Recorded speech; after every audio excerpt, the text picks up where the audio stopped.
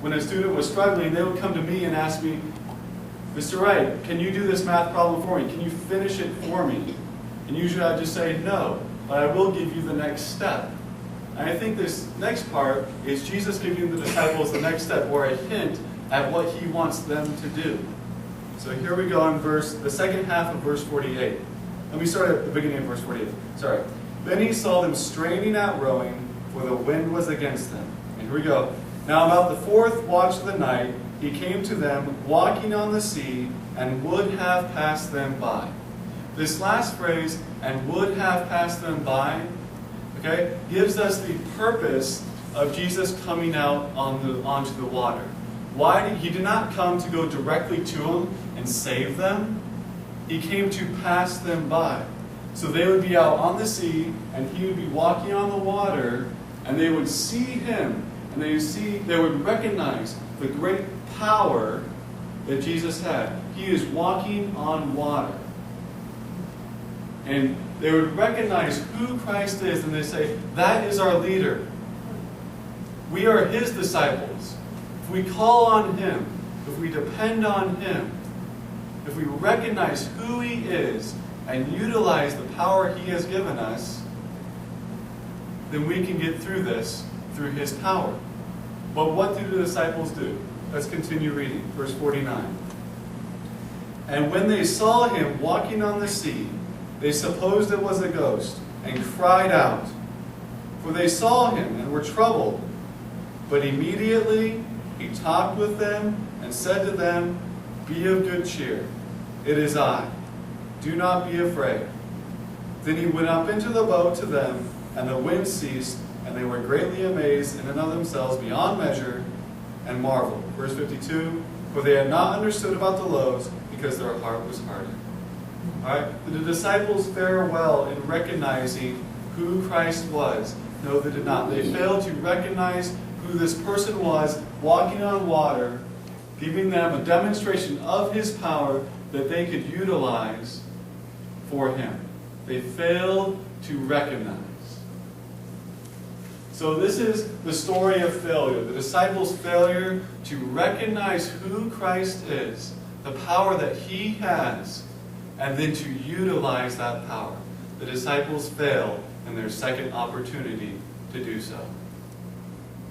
And then we come to verse 53, where we will see, first we have seen the failure, now we are going to see the success of those who recognize Christ and then utilize his power. So starting in verse 53. When they had crossed over, they came to the land of Gennesaret and anchored there. Verse 54. And when they came out of the boat, immediately the people recognized him and ran through the whole surrounding region and began to carry the sick on the carry on the beds those who were sick to wherever they heard he was. Wherever he entered into the villages, cities, or the country, they laid the sick in the marketplaces and begged him that they might just touch the hem of his garment. And as many touched him, they were made well. These people were the complete opposite of the disciples. The disciples, when they saw Jesus walking on water, they thought he was a ghost. They didn't even recognize who he was. They didn't recognize who Christ was walking on water. And they failed to utilize the power of Christ in their situation. Here, these people immediately, look at verse 54, and when they came out of the boat, immediately the people recognized who Christ was.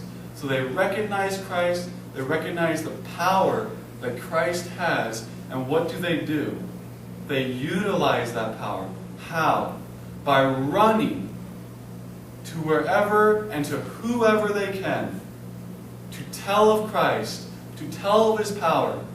They utilize Christ's power by spreading out, by telling of Jesus, by increasing his fame. They recognize and they utilize Christ's power. So now we have seen the failure of the disciples to recognize and utilize Christ's power. And then we have seen the people here at this town recognize who Christ is and then utilize that power for Christ's glory. And the question is now, how can we today recognize an aspect of Christ that maybe we haven't recognized before, and then utilize that aspect of Christ, that power of Christ, for His glory? How can we do that today?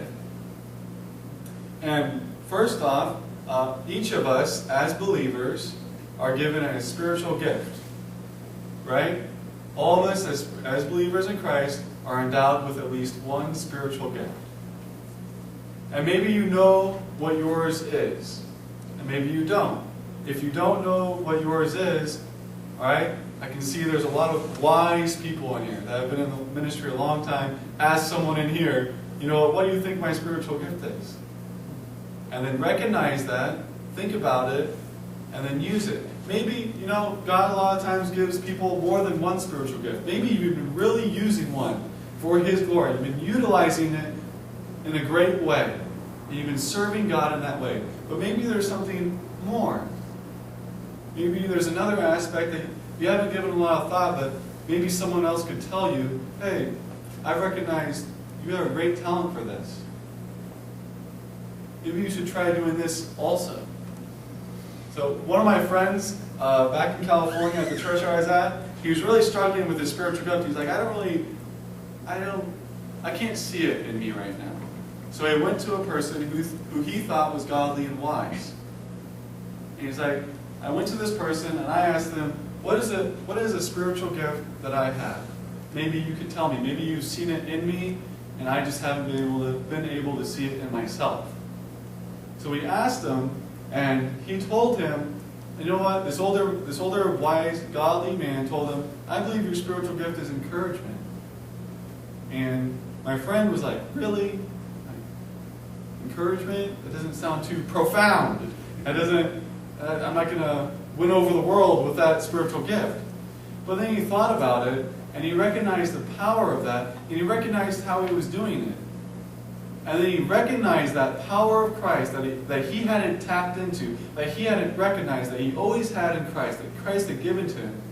And then he utilized that in our church. In my church back home, it was like a major change, because he recognized this and he began to utilize it.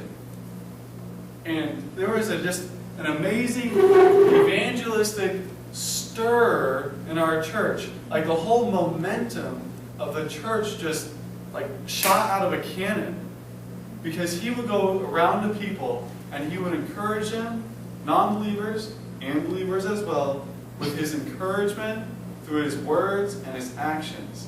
And it just somehow, this was a bigger church, and it just turned the church because of one person, one recognition of the power that he had in Christ. And today, you know, looking out among you guys, it's obvious that you guys have been serving Christ for a very long time, and that you have loved Christ for a very long time, and that you have been utilizing your spiritual gifts.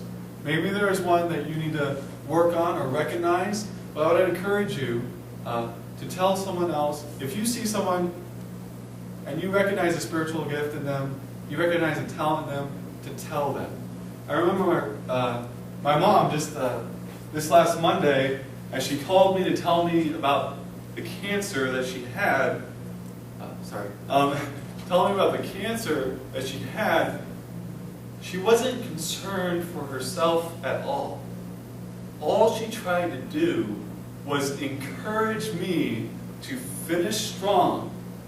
And she told me, John, I believe you have a gift from God. And it is this. And I need you, and I want to encourage you today to use that spiritual gift. I want you to fight for it. You may get bogged down in your studies, you may get bogged down with busyness, but this is the most important thing you can do right now. You can recognize this gift that God has given to you and utilize it and stay with it. I remember my grandpa, it was like this, he was